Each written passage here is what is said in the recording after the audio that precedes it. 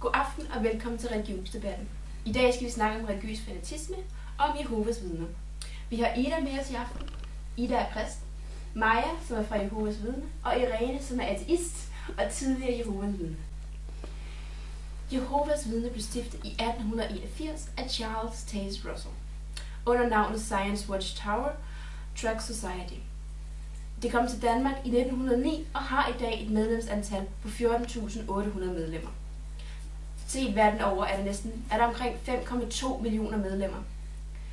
Det bygger sin tro på de bibelske tekster, altså samme tekster som kristendommens. Kristendommen tror på næstekærlighed og treenigheden, altså Faderen, Sønnen og Helligånden, eller Gud, Jesus og Helligånden.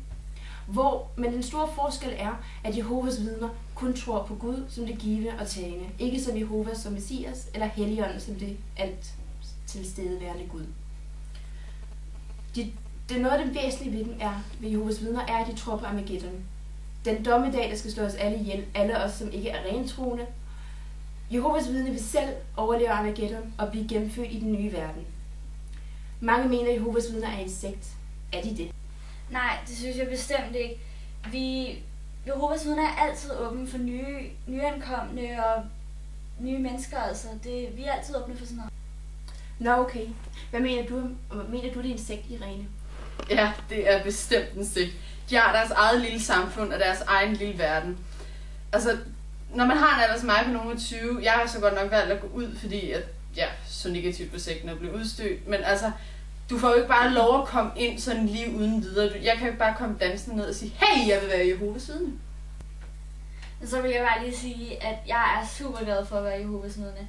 Og altså, jeg er så glad for, at det er en guide, en hjælper, og det har jo hjulpet mig.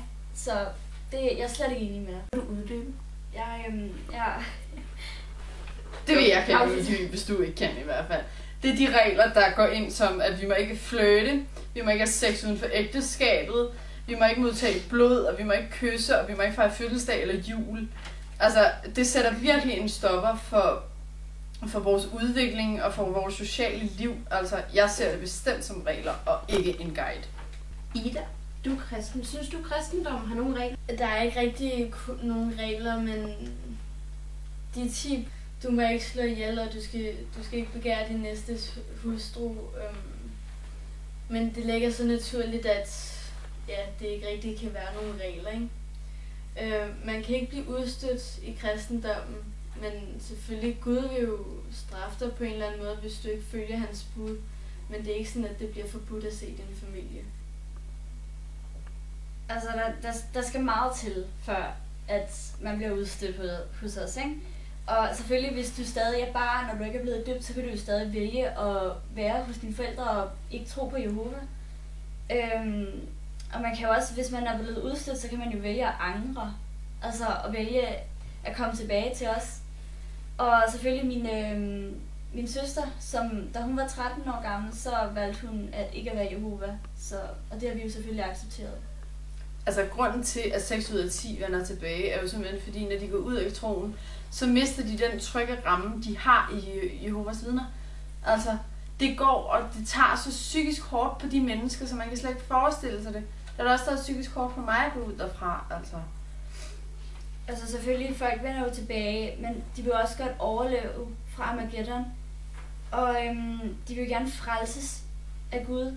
Altså komme tilbage og have det fint. Være i paradis og have noget at tro på. Vores rapportør har i løbet af den sidste uge forsøgt adskillige gange at få fat i de forskellige rigssale her rundt omkring i området. De har på et tidspunkt svaret deres telefon, og der er heller ikke været nogen e-mail, vi har fået mulighed for at maile til. Det virker som en meget lukket gruppe. Vil du også sige det, Maja? Altså, de er jo sikkert optaget, eller de har ikke haft tid til det. Altså, det er jo ikke, fordi de ikke har haft tid, men de har jo sikkert travlt. Altså. De er overhovedet ikke travlt. Det er bare sådan en lukket gruppe, og de gider bare ikke have en masse rapporter og rendende, der bare og spørg på de her spørgsmål. De vil hellere rende rundt til folk og spørge, om de er medlem af deres tro. Altså, der er jo folk, der gerne vil være med i det, og have noget at tro på, og komme ind i troen, og få de her blade, og sådan noget. Der er folk, der gerne vil have det. Jamen, hvor mange gange får du ikke smækket en dør i hovedet, hvor de bare siger, hej, jeg gider ikke høre på dig. Okay, det næste spørgsmål, det er til mig. Men hvad er religiøs fanatisme? Og kan Jehovas vidner betegnes som fanatisme? En psykolog har været så venlig at udtale sig til os, at fanatisme er, når man mister sin tvivl, sin eftertanke og sin nysgerrighed og viljen til at lære mere om noget. Når man soler sig fast på noget, at man ikke længere ser de små fejl eller stiller spørgsmål til sin tro. Når det går hen at blive, at man lægger ansvaret fra sig at sige, at det er Guds vilje. Altså, det er jeg overhovedet ikke enig i. Og altså, som sagt, der skal meget til, før man bliver udstødt. Ikke? Og altså, det at være Jehovas vidne, det er et dejligt sted at være. Vi er jo ligesom en stor familie. Vi alle sammen tror på det samme, og vi ved, hvad vi tror på. Det er ikke ligesom kristendom, hvor alle er bare uenige og ikke ved, hvad de egentlig går rundt og tror på. Altså, jeg mener, det passer. De fleste fra Jehovas vidner lever kun for at tro på den Gud. Og man ved ikke engang, om han er der. Altså, jeg har en datter, jeg fødte, da jeg var 17. Og jeg angrede, fordi jeg havde haft sex uden for ægteskabet. Da jeg så efter at have født min datter og haft hende hos mig i et halvt år, så gik det op for mig.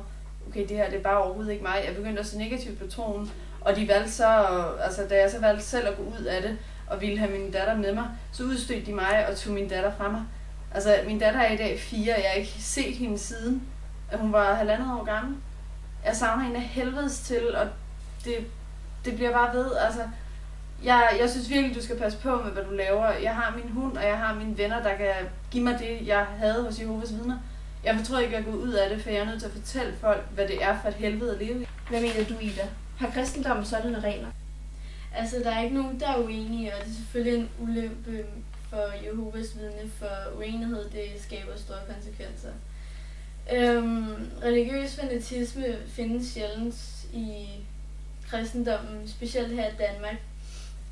Altså, nogen tror på en større magt og noget, der er guddommeligt, og som selvfølgelig giver mere mening, men andre tror mere på, at der sidder en Gud, en person, ikke et menneske, men en person, som styrer vores liv, eller som bare prøver os som for eksempel et menneskeligt The Sims-spil.